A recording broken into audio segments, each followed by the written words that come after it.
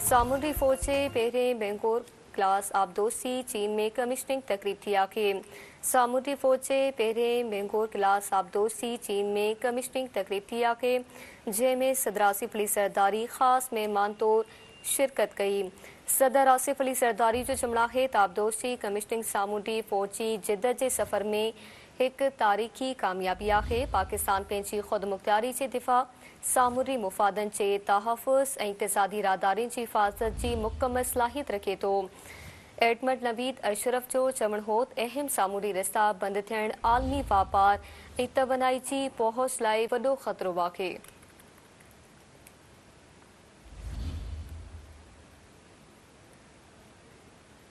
सामुंडी फौज जे पहिरें बेंगोर क्लास आबदोसी चीन में कमिश्निंग तकरीब थी आहे, जंहिंमें आसिफ अली सरदारी ख़ासि महिमान तौर शिरकत कई।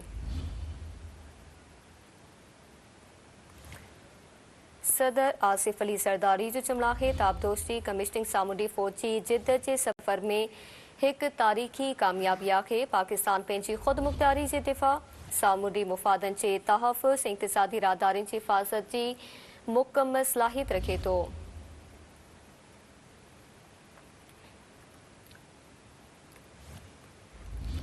एडमंड नवीद अशरफ जो चमड़ा है त अहम सामुंडी रिश्ता बंदि थियण आलमी वापार ऐं तवानाई जी पहुच लाइ वॾो ख़तरो आहे।